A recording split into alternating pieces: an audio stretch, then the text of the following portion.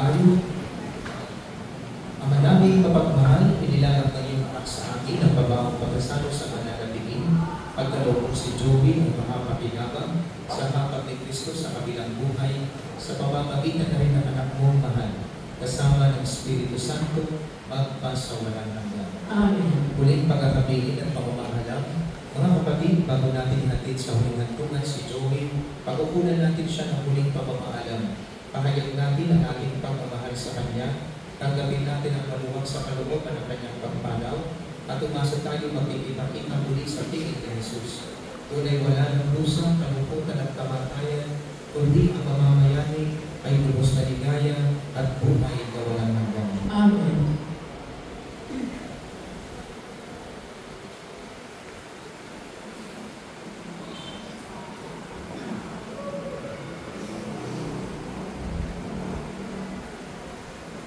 Mga anghel, mga banal, talang nasa kalangitan, halin kayo at samahan. Ang giliw namin pumanaw sa piling ng Panginoon. Si Kristo ang pag-aakay sa kantungan ni Abraham upang doon ay humiglay. Ang giliw namin pumanaw sa piling ng Sa Panginoon. ilaw na walang hanggan, kapayapaan kailanmay, pagkamiting at may kapal. Ang giliw namin pumanaw sa piling ng Panginoon. Ama naming mapagmahal, inihahabulin namin sa iyo si Joey na pumanaw sa buhay na ito. Huwag mo siyang pababayaan at papalagi mo siyang buhay sa iyong piling.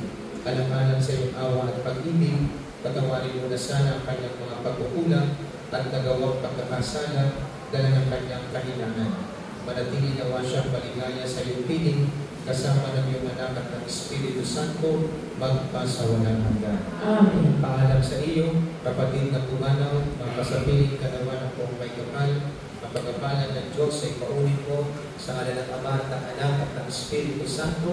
Amen. Sa paraiso, magkikita ulit tayo, samahan ka ng mga santo, kahit na may nauna, tayo rin ay magsasama upang lagi tayong lumigaya sa piling ng Diyos Ama. Amen. Kapayapaan kailanman ang igawad ng may kapal sa iyo ang ating mahal, siya nawa ay sinaya ng inaw na walang hanggan. Amen. Nakikilang ito ulit sa inyo, tapos sa ating pagulima, tubalik kayo makayaman. Salamat sa Diyos.